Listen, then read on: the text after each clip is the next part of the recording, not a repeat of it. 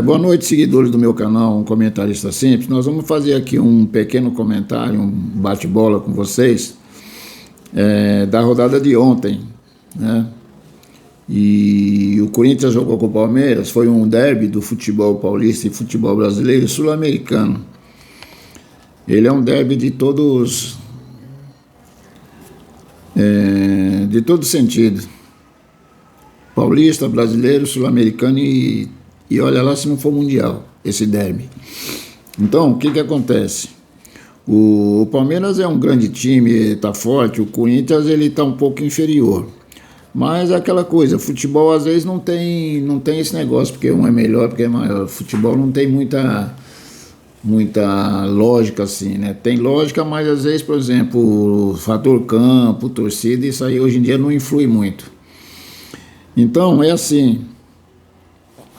Foi um grande jogo, o estádio lá estava lotado, completamente lotado o estádio, e o Corinthians o Palmeiras começou arrasador, né?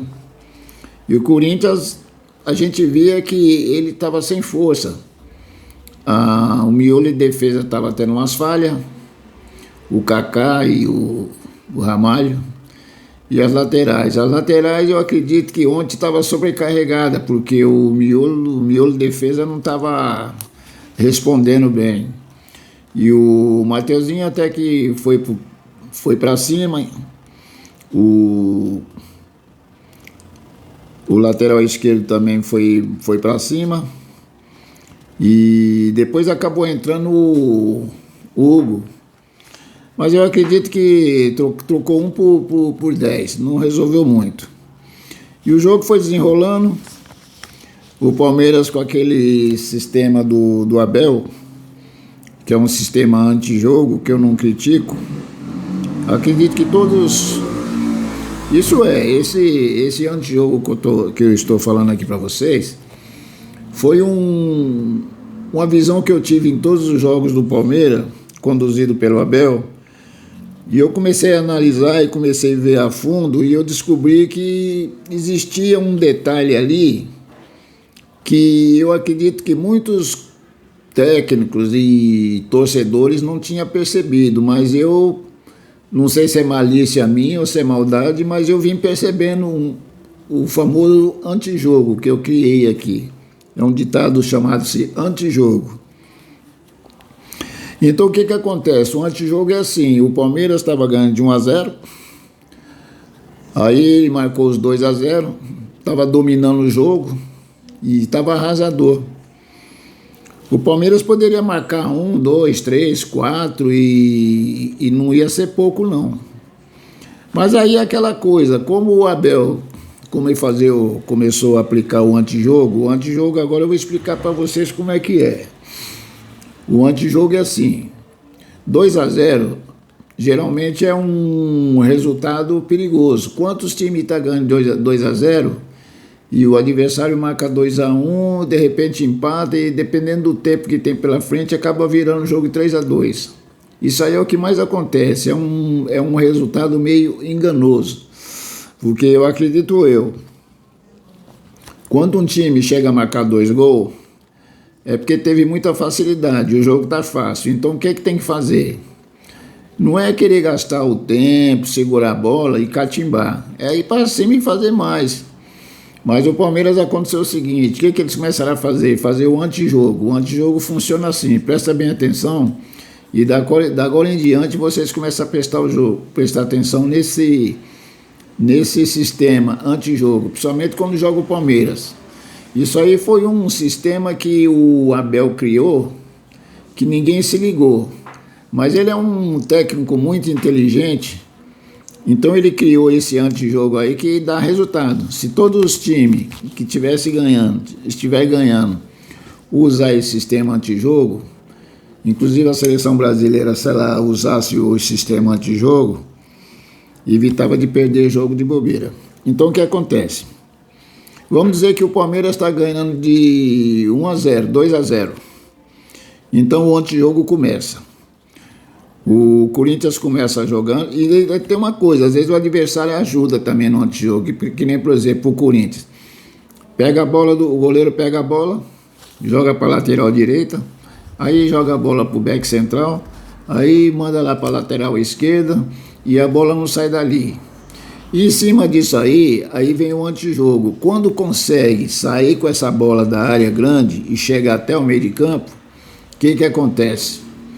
O Richard Rios, ele é um jogador escalado exclusivamente para isso. Parece que ele é treinado para isso. O que ele faz?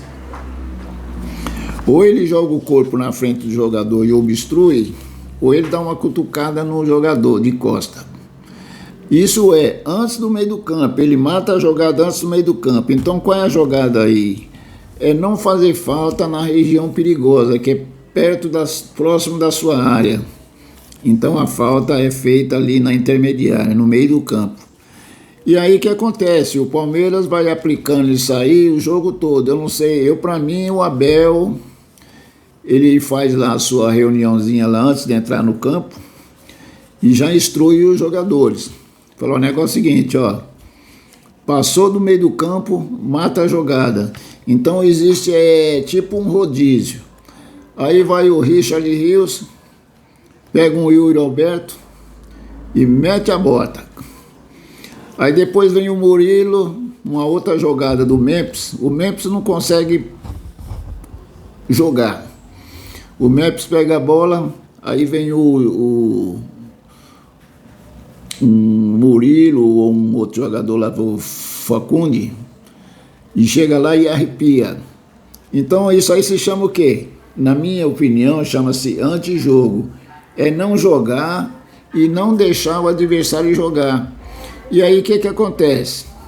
O time que está entrando nessa jogadinha aí, para mim é muita burrice, porque assim, se os camaradas estão fazendo esse jogo aí, truncando o jogo, quanto mais depressa sair com a jogada, quanto mais rápida for a jogada, livra desse antijogo. Mas não, aí o goleiro começa a tocar a bola, toca para cá e toca para lá. Bom, isso é o que eu observo nos jogos do Palmeiras. Então vocês procuram de hoje em diante começar a prestar atenção.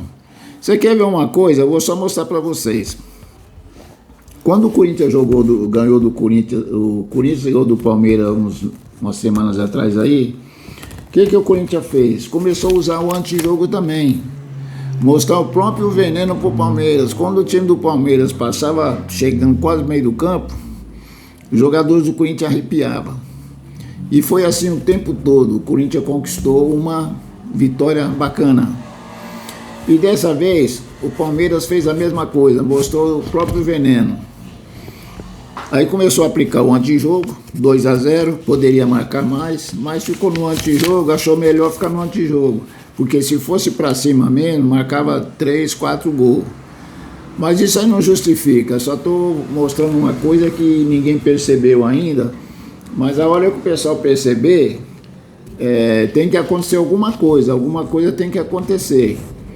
Ou os técnicos começam a aproveitar esse sistema tático, ou juízes vão ter que ser avisados e acabar com esse antijogo, porque assim, além de alguns juízes segurar o jogo, ainda tem um antijogo que o adversário não deixa o outro jogar. Mas é o que eu estou falando, não justifica. O Palmeiras jogou um grande jogo, ganhou bem, deu um chocolate no Corinthians, um nó tático. E aquela coisa, é um forte candidato. E o Corinthians é assim, o Corinthians ele tem que melhorar muito, sem o Garro, que é um jogador que distribui aquelas bolas lá, né? Você viu, o Carrillo estava jogando ali naquela função do Garro, mas aí o pessoal eles armaram um esquema tático que ficava 3 jogadores em cima dele, 2 iam e um ficava na cobertura. E ele não conseguiu jogar, mas mesmo assim conseguiu jogar até um bom futebol, porque ele é um jogador assim, técnico, a bola no pé dele ela roda. Mas sem desmerecer, o Palmeiras fez um grande jogo, bacana, muito bom mesmo. Parabéns à torcida que lotou o estádio lá do Barueri. Parabéns ao Abel, que é um camarada inteligente, que criou esse sistema antijogo. E vamos por aí, é um forte candidato a chegar lá na final e ganhar esse campeonato aí. Bom, aí teve um jogo do Juventude e Ceará. Esse time do Sul aí, o Juventude, Inter, Grêmio, esses times, eles são assim, eles têm um estilo de futebol diferente, é um estilo força, sul-americano.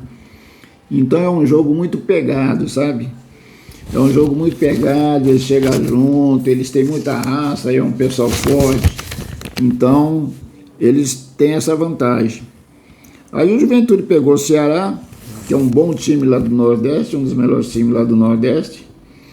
Aí meteu 2-1. O Ceará até que deu para equilibrar, foi para cima, tentou, mas aí é o seguinte, a defesa do Juventude estava boa, estava firme, e o goleiro fez umas grandes defesas.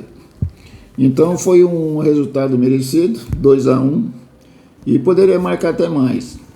Mas é aquela coisa, os goleiros fizeram grande defesa, o jogo foi meio truncado, e o Juventude mereceu 2-1 em cima do Ceará. E aí teve mais um jogo aqui, do Vasco e o Sport. O Sport também é um grande time do Nordeste. Joga muito, é um time que pega, tem um futebol pegado. E o Vasco é aquela coisa, o Vasco é que nem o Corinthians às vezes, e é um time que às vezes ele faz um grande jogo de Copa do Mundo. Mas de repente no próximo jogo é um jogo lastimável, um jogo que você fala, meu Deus, que time é esse aí? Então tem lá o centroavante, o Ferretti, é um grande cabeceador, um atacante alto, catimbeiro, joga duro, e vacilou, ele marca muito gol de cabeça, né? Então o Vasco aqui ganhou de 3-1, e foi um grande jogo, e eu acredito que o Vasco ele vai crescer na competição. Então, o Vasco tem tudo para crescer nesse campeonato. Porque assim, o campeonato está começando agora, né? Eu, por exemplo, não tenho aquela assim de dizer que time A, time B é favorito. Nós vamos conhecer isso aí daqui mais 3, 4, 5 rodadas, aí a gente vai conhecer o favorito. Por enquanto é só estudo, tá todo mundo se armando, temporada e aquela coisa toda.